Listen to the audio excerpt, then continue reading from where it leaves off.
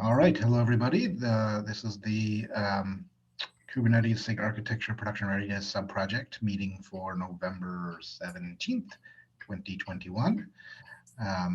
And today we will hear from David Eads, who has done an analysis on our survey from earlier this year. Take it away, David. Sure. So we issued a survey back in Q2. It's taken a little while to collect the responses and then analyze them. We can now compare those results. What you're seeing here on the left is the survey from 2021, trying to tie it as closely as I can to the survey from 2020 so that we can look at what has changed over the course of the last year. We couldn't do that with the last survey results, and I'm not clever enough to put them on one page. So starting off, we can see that the people who responded, we got a lot more respondents. That was very good. The sort of people that responded are actually very similar. We have mainly people who are administering or operating Kubernetes clusters, and I think that's exactly what we want for this response, to make sure that what we're providing is actually usable by the people administering it. The number of clusters that are under management actually went up. So we have a lot more in the 11 to 100 range and in the 100 to 1,000 range than we did last year. And you can see the number who are managing relatively few clusters. We don't have as many of those anymore, which I think supports the arc that we're on. We saw huge growth in the number of nodes that are under management. If you look at last year, we 10 to 100 is not a small number of nodes, but we have a lot more in the 100 to 1,000, and especially in the 1,000 to 10,000 buckets.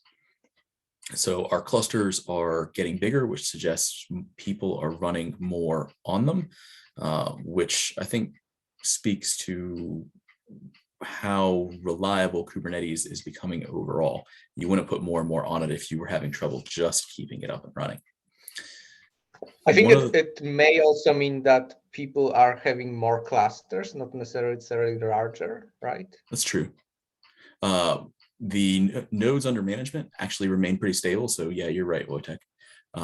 The individual clusters slightly larger, when you compare some of the buckets, but not huge differences. And there's some variation across it. There are very few people in the more than 10,000 category.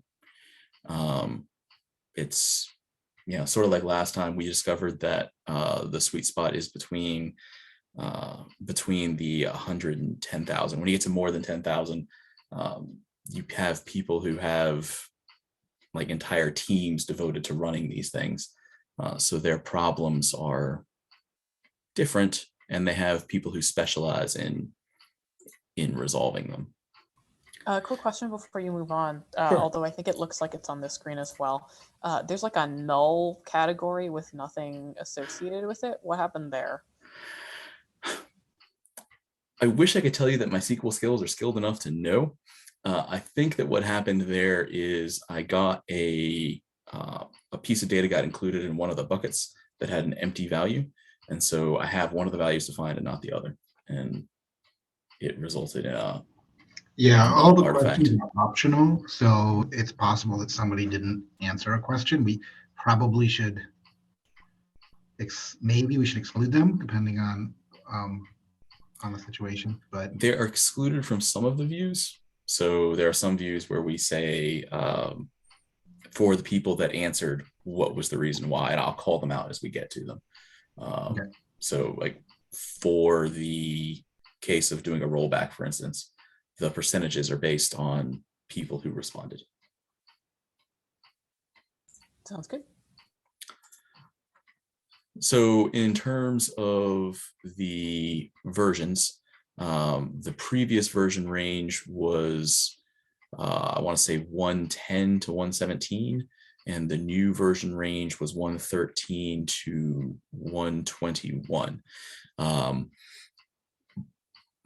interested in feedback on this as to whether we think it's going to be easier if we change both the old and the new report to show us current release minus X. So instead of say 119, we show N minus 2, so that we can compare how far back clusters are lagging. That's an interesting idea. Yeah, we could take the highest number and just rewrite all of them in terms of that. Yeah. So I did look at this chart and try to pull something out of it. And what I really took from it is that our version skews are roughly the same. I think the newest versions are almost identical in terms of their weightings. I think we're doing slightly better on the older versions where we have fewer skewing older than N minus 4. But being able to sort it will make that pop out a little bit more. So it looks like in the 2020 survey, the oldest version was, the newest version was 117, and in this version, the newest version would have been 121. It looks like the majority are on 119 in our newest version and 114 in the last one. So we're maybe doing better. A little bit. N minus 2 versus N minus 3. Yeah. I guess we also are releasing less frequently too. But I think that hadn't started by the time that we released 121. So maybe we're just doing better. We should just declare victory and move on. Yeah, declare victory and move on. But I will make note of that in the notes for. I'll see if I can find a way to put it in the notes for the queries for the next survey to try to convert it to N minus, or maybe I'll try to see if I can do it so that this chart pops out a little clearer. It's probably it's a statistical outlier, but seeing that like more than half of the clusters with more than 10,000 nodes under management are on either 113 or 114, that's a little freaky. So you can see there's very few respondents in that category. Yeah. What we actually do on, I think it starts on the next chart, is when we start slicing the other data, we include all the data, and then we have a only taking from the middle buckets, because that's where the majority of respondents are.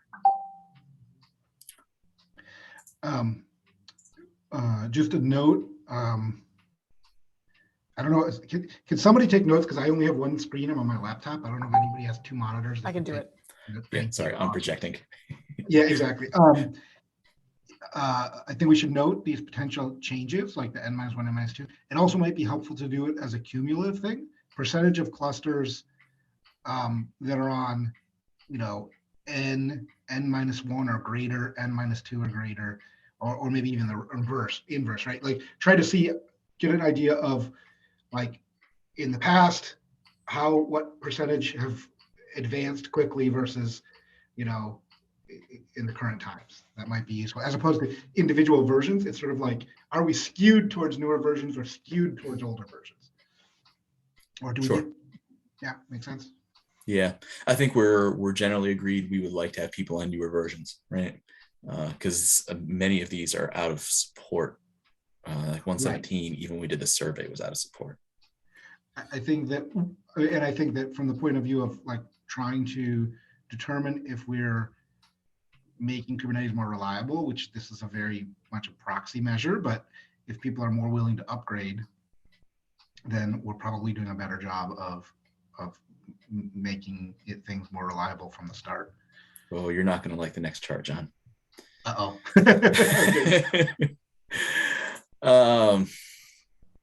All right. So this is a chart of minor version rollbacks. Did you roll back? Did you roll back in production or in stage or in prod? And if you rolled back, why did you do so? Okay. Minor version rollbacks appear to have gotten more common in prod. In dev, I think it's actually good to have the minor version rollbacks. It means people are likely trying them. There's a survey question about that later. In stage, I could believe the same. Minor version rollbacks in prod do not look good to me. So those look like percentages. What's the numerator and the denominator? Because I feel like a bunch of people didn't fill this out last time. So if it's like, say, 20%, but only 5 people filled it out, then that's meaningful. That is true. I don't have access to the data for the 2020 survey. Okay, I can look that up in the 2020. Yeah, let's just take notes of these secondary questions we have, and we can go back and, and query that data. Yeah, don't worry, I'm taking notes. Okay, thank you. So yes, we can figure that out. And actually, John, if you can find a way to port that data into our new, I can find a way. Yeah, I think that'd be super useful. But otherwise, I'm willing to start with just 2021. Export it all and import it all, right? I guess if it works eventually. So yeah, it started out with not so good news. I mean, you look at it, the trend is consistent. The trend of year over year, right? We changed and had more frequent rollbacks across any number of nodes and any number of clusters under management. It does look like it's skewing more to excuse me, more towards the like smaller clusters versus larger clusters, which is maybe a good thing, because presumably like we don't necessarily want to see as many rollbacks at the like over 1,000 node scale, because that's going to be a lot more disruptive, like, you know, downgrading 10,000 kubelets versus downgrading 10 kubelets. To some degree, maybe, but if you are managing 1,000 clusters, it actually surprises me that you know we didn't face. Well, we're rollbacks. Seeing that consistently across the board in these responses, like in That's both compared to last year. Last year we saw a lot more minor version rollbacks on bigger clusters and with more clusters under management, and now we're seeing that I think a little bit less skewed towards the like more so to take it all, anything for over 10,000 nodes and over 1,000 clusters is I would doubt has any statistical significance at all. It's very small n. Well, this is why we really need to see like what the numerators and denominators are of these percentages, because if it's like, you know, 2 people, then like, okay. So just to give on the right hand side there, that's why there's 50% and 100%, because it's 2 people. So just to give, yeah, it actually is, because it's that small.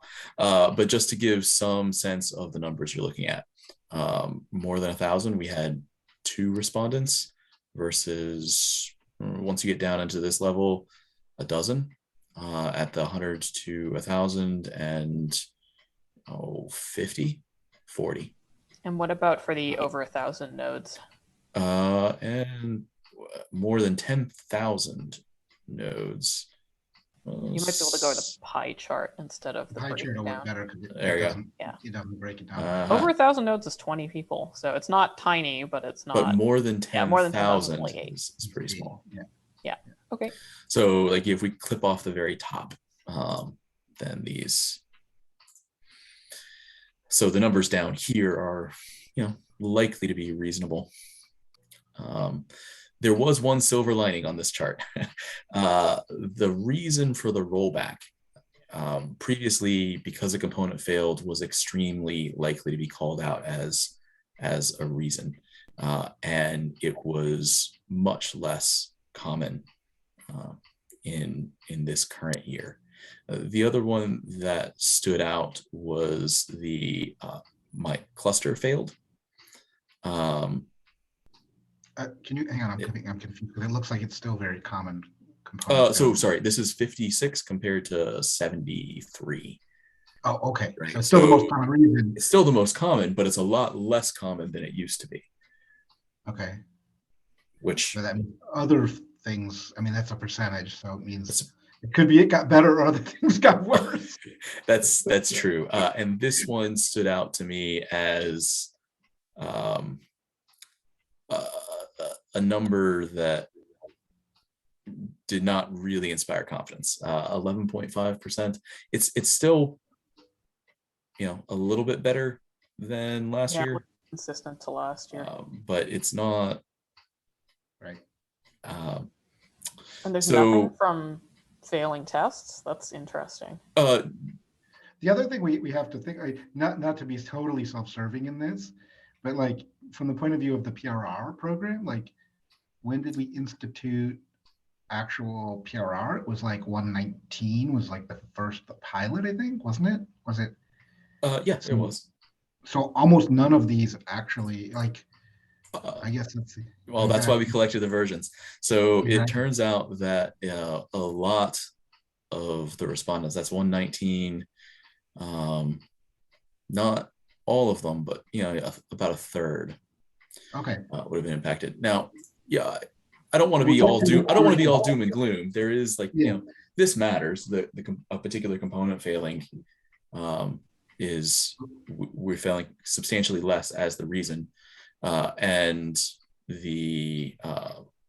this number did drop. The number of failed clusters, we did improve.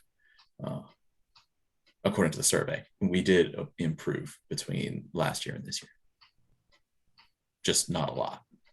Okay. I think the real test is going to be when we run this next year, because that'll be after we've had like a full year of mandatory PRR. And I think that we'll also see more people upgrading to versions that had PRR, because right now there's so much lag that the vast majority of the clusters on both of these surveys, it never had any features touched by PRR. So.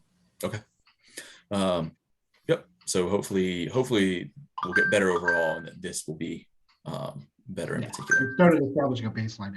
So then do we have, I think in this new survey, we actually asked which versions they rolled back. Did we get that data, enough of that data to make use of it? We should make a note of that. I forgot to try to slice it on that. Okay. Because yes, we did ask we changed which ones you rolled back. Yep.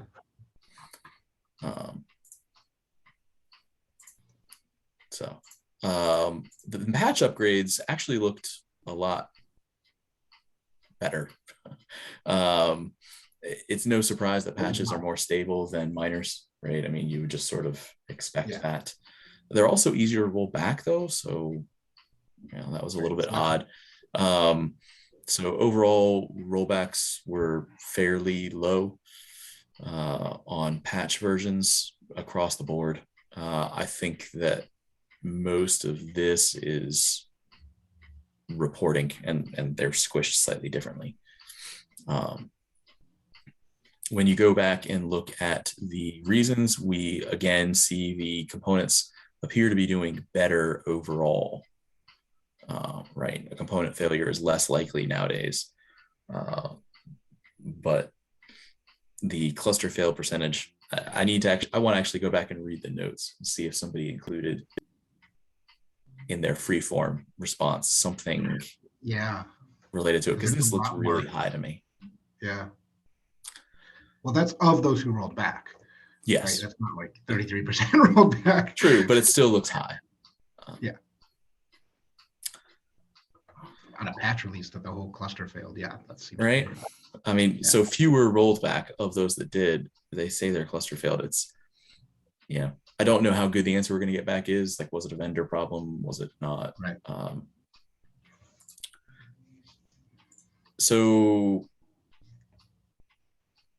you recall disabling beta features. Are you allowed to use? Do we disallow some beta? Do we disallow some GA? And the answers here, they look to my eye to be almost identical.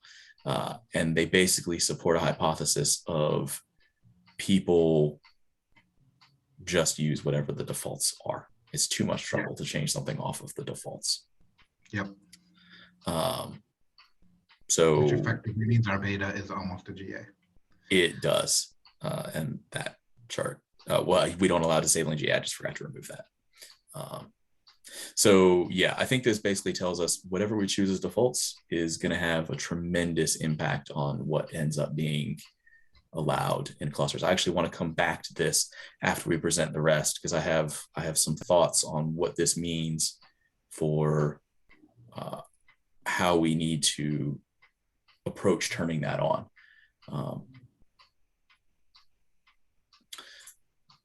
So alpha enablement,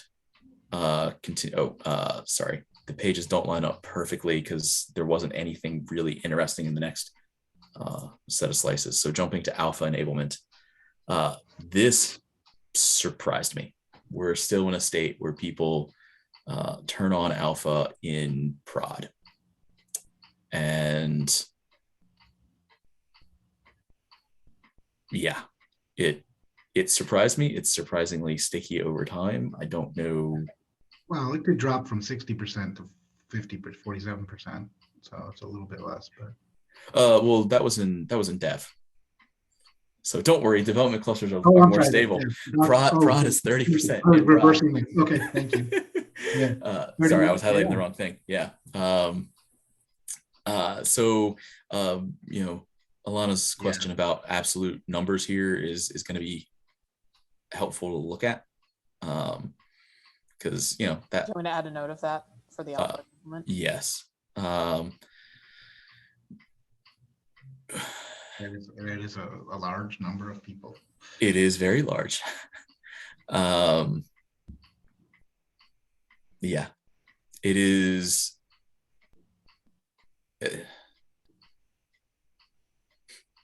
I'm surprised by the outcome. I don't know. I do know that some distributions actually make it difficult to turn on alpha features. We do at GKE. I mean, you basically can't create a prod cluster with alpha features. I think it depends on the alpha feature, though, because some of them are just turned on by default. There are one or two that are on, yes. So I guess that would. So these people may be like including those, in which case it's not that weird, because if big distributions are turning them on by default, then they're going to get them. Yeah. You do that too, right? There's one at OpenShift. I have been known. I have been known to do it. But I guess some of that is the people responding to the surveys. Would I expect them to even know that OpenShift turned those on for them? Maybe they noticed. I noticed. You noticed a lot when you were running the SRE stuff. That API server fairness one, that was such a bad bug. Oh yeah. There were some issues. Yeah, but they're fixed. So this one stood out. It seems to be persistent over time. It doesn't seem to be getting worse. It does seem to be getting more fairly distributed when you compare it. Like, cluster, no matter how many nodes you end up having, or no matter how many clusters you end up having, they're starting to level out. There's not like if you have a lot, you turn on, like if you look before, it was not evenly distributed, and it's starting to get more evenly distributed now. So maybe we're leveling out. The troubleshooting methods was pretty cool. You recall before we were looking at it, trying to figure out why don't people use metrics, and it turns out people are now starting to use metrics. It's catching on, which is good. And I say that because it's the smaller categories.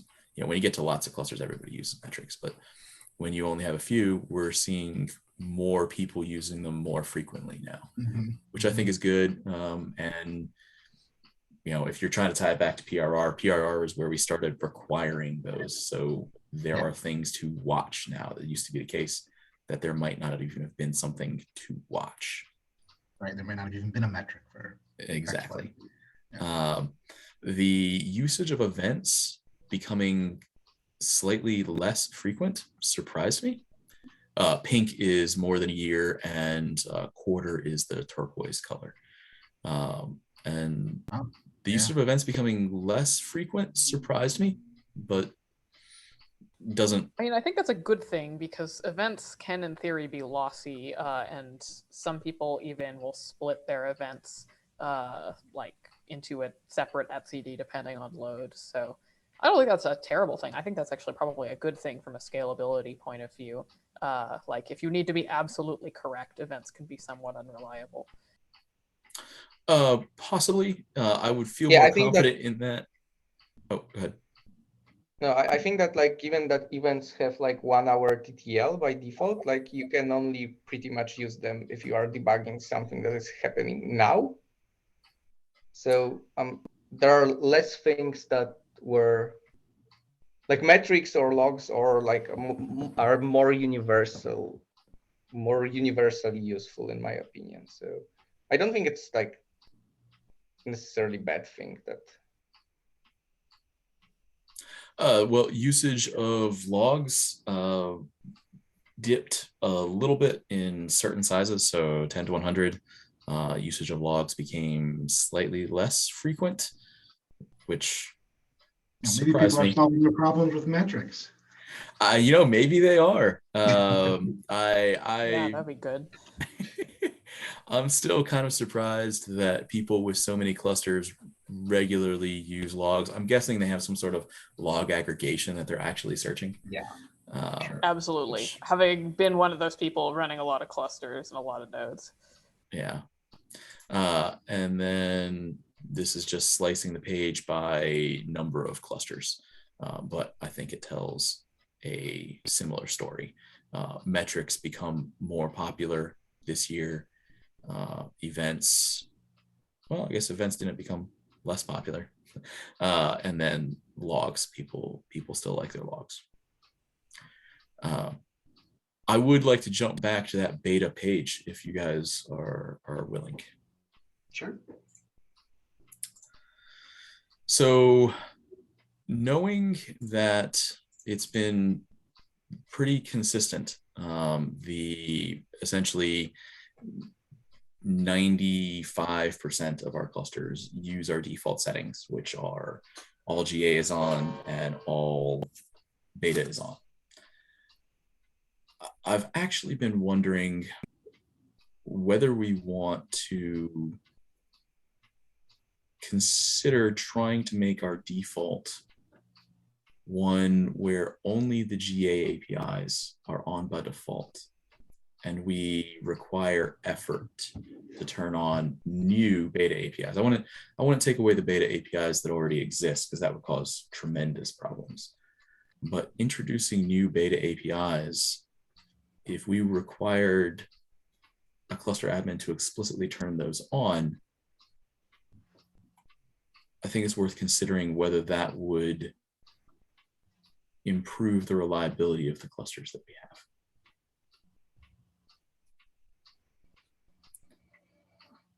And if there's no interest in talking about it now, that's fine. It's a big statement to throw out there.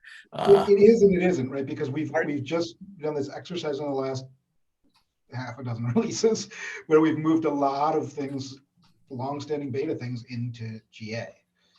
But so in that sense, it's not as much of a, if you'd said that 2 years ago, I think that would have been like, a non-starter. But anyway, it sounded like Wojciech had something to say. No, I think I wanted to clarify if you are talking, David, about beta APIs or beta features also, or both, or. Beta APIs are the first ones that stand out in my mind in some ways, in most ways, because they are easier to exert control over. We already have all the mechanisms in place to do it. It is also the case that we know that beta APIs are going to have a migration involved, right? Because we enforce that, right? A beta API from the API perspective is still beta. And that is different than a beta feature that may not have a new API service. Exactly. Yeah. So I fully agree. And for what it's worth, like we are in GKE literally discussing that now. I think it's something that we want to do in GKE. So like not enable beta APIs by default. We will still allow users to enable them, but we most probably will stop enabling them by default. So I'm personally definitely in favor of doing that. For APIs, I'm not yet sure about features. if there is general agreement that it's a thing worth pursuing, we could consider trying to write a KEP for 124 sort of time frame. Yep. There's some benefit to trying to agree to it before the next beta API gets added. Because like I said, I don't want to stop serving any of the beta APIs that are already served. Imagine the destruction that would happen if we stopped serving TDBs early, right? So, okay. Yep. I will think about it. I mean, I don't know, Wojtek, if you had already, you said you were thinking about it in GKE already. Have you already started writing something up? Or? We did not. I mean, okay. I think we initially wanted to do that for 123 even in GKE. We probably won't manage to do that on time for 123, but so I didn't really have time to go to this group or to open source in general and propose it. But so yeah, I don't have anything written or anything like really that I'm ready to share, but I'm definitely supportive. Okay. I'll think about, I'll see if I have time to write up some rough notes before our next meeting to talk about, to see if we have the same vision in our heads, and then try to figure out where to take it from there. Did anyone else, I stopped sharing maybe early. Did anyone else have any questions about the survey or anything else they wanted to dig into deeper? I think that we have the questions that we talked about, like doing the specific analysis of which versions got rolled back. That'll tell us something in this release. It'll tell us more in this survey. It'll tell us more in the next survey. If it's the same versions that keep getting rolled back, survey after survey. I mean, obviously age out eventually, but and I think there's probably some other notes too. We should do a readout with the broader SIG architecture, which we could do tomorrow, or if you're not prepared to do that, if we want to do further analysis and something a little more just like we took half an hour and went through the whole thing here, but we might want to do a 5-minute thing there and 10-minute thing there and sort of read out the highlights. Would you want to do that, David, maybe in 2 weeks from tomorrow? Let me look. I might actually be able to do it tomorrow. Okay. Yeah, and we could do it tomorrow. Then we can do a follow-up with the additional analysis that we are asking about. Yeah, you're right. I would like to only go and present and face the firing squad once. So yeah, let's go ahead and plan that for 2 weeks. I'm out all next week, so part of it was looking at some of getting the old data exported. I don't know if I'll be able to. Okay. It looks like their next meeting that's not tomorrow will be December 2nd, so I just put that on my calendar with an accept to remind myself. Did we cancel it already? Which one? SIG architecture, I was talking about. It doesn't look canceled. Oh, that's not tomorrow, you said. Yeah, I'm saying the not tomorrow one. That's my wife's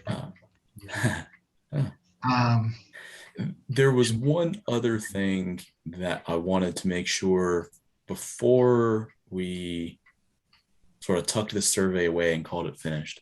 I wanted to be sure that we felt like we had asked the right questions this time around to review for next time. And technically we can't like change the questions that we asked, but I was feeling pretty good when I was looking through what we had collected, that these were the questions that I would want answered to decide whether this group was effective or not.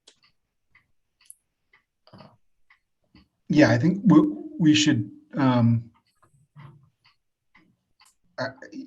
So before we do the next survey, obviously we'll revisit that question, David. But I think that this was our second refinement of it, and you did the analysis, and that's where sometimes you start to realize, oh, we should ask this, we should ask that. Let's do the comparative analysis against the two. I feel like it's pretty good right now. I guess I'll say that first. But I think once we do the comparative analysis and we look at the versions, and by comparative analysis, I mean, like, if we put the 2020 and the 2021 data in the same BigQuery data store, then we can actually do direct comparisons where the questions are the same, and maybe get it instead of eyeballing it from one to the other. So we might come up with some new questions, but I think that's definitely before we run it again in maybe 3-4 months. We'll want to do that. Yeah, and just like last time, we went through to refine the survey before we sent it out. I think this time we used just about all the fields, and that the results that I was looking at, I felt like I was able to tell a story about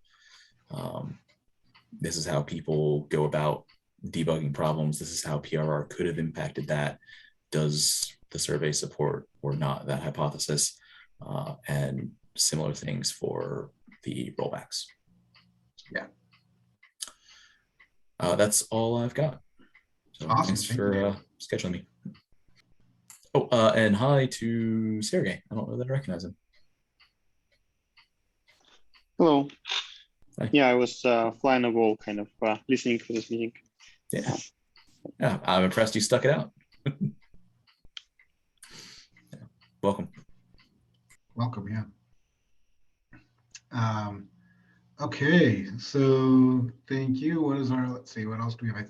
I threw a thing on the agenda. I just had a quick question that I thought would be reasonable to discuss with this group about Futuregate toggling.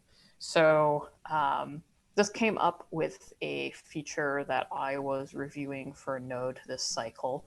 And specifically, the person who had implemented this feature had implemented it behind a feature flag in such a way that if the feature flag was enabled or disabled, it would cause all of the containers on the node, whether or not they were using the feature, to restart.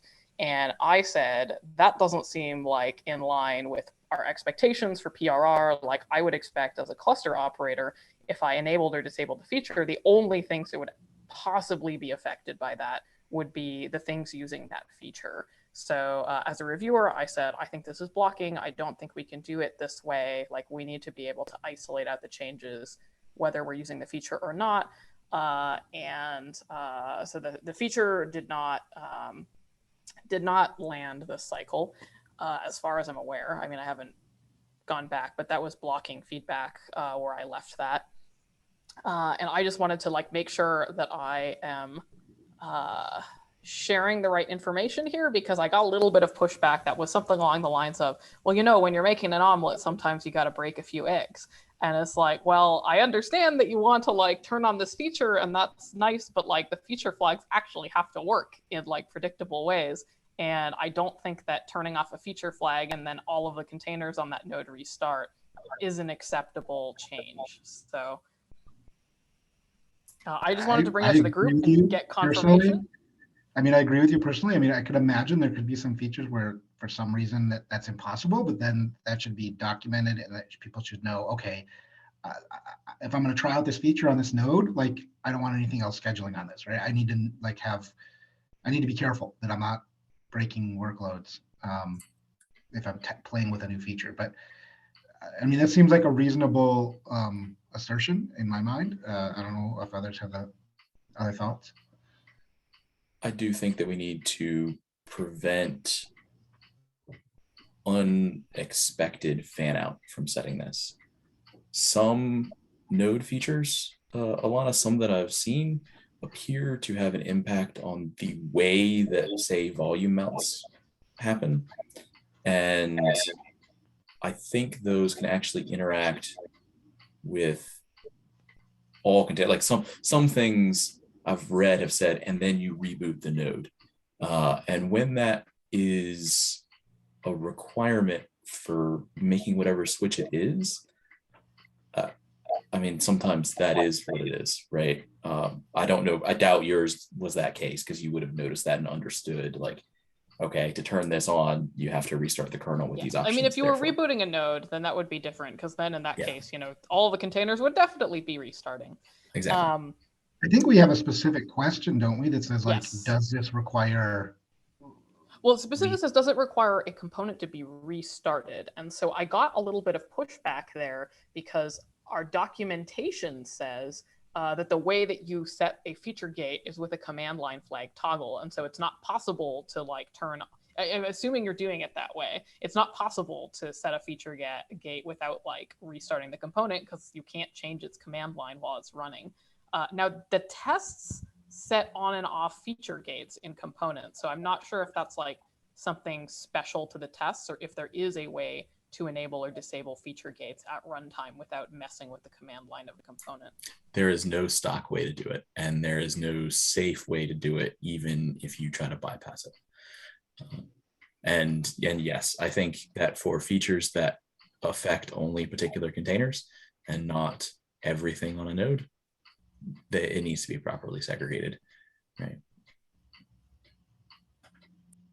Cool. Okay, that's great feedback. I just wanted to confirm both of those things, because I know that we previously, like the PRR survey says, can you disable this sort of like without restarting? But it's not that you don't restart the particular component in order to enable or disable, it's that you don't have to restart the whole machine. The whole machine, or for example, if you change it on the API server, it's not going to require you to restart the kubelet, right? Like let's okay. Right, like between components, right, kind of things. So it sounds like maybe a little tweak to the guidance might be in order there to make that more explicit. Alana, what do you think? Okay. Yeah, that sounds good to me. I'm not sure. We might want to maybe very slightly tweak the text in the PRR template for people filling it out in the future, but I don't think it should be too confusing. Yeah, since the question came up, let's make sure we document. I also wonder, like, do we have documentation in terms of our expectations of how feature gates should work in SIG architecture?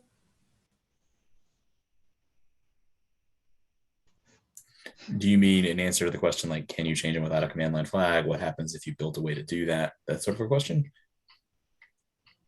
Because there's definitely guidance about like when you're beta, you're on, when you're alpha, you're not, when you're So and that documentation came into existence in response to me asking a question as to whether or not it existed, and the answer was no.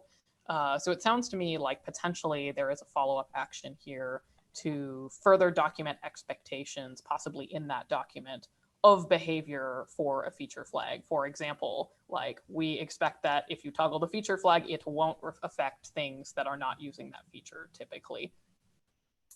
Yeah, it seems reasonable. Okay, awesome. So it sounds like you're on that, Alana. So yeah, I'll take that one. Awesome. Okay, thank you so much. I will try before I leave this week to get the data exported from my private BigQuery that I couldn't figure out how to share, and then import it into the one we have now for the project for 2020 survey, and then we can hopefully soon go through and do that little bit of comparison and have access to that data too. And even if you can't, I was just gonna say, even if you can't, if you can just add those counts, I'll get the data right for the 2021 so that when we build the 2022, it'll be there. Okay, awesome. Okay, well, thank you all. And so we have a great Thanksgiving, those of you in the US, and the rest of you, I guess just enjoy working all next week. See you in 2 weeks. We'll see you all in 2 weeks. Bye-bye. See you, bye.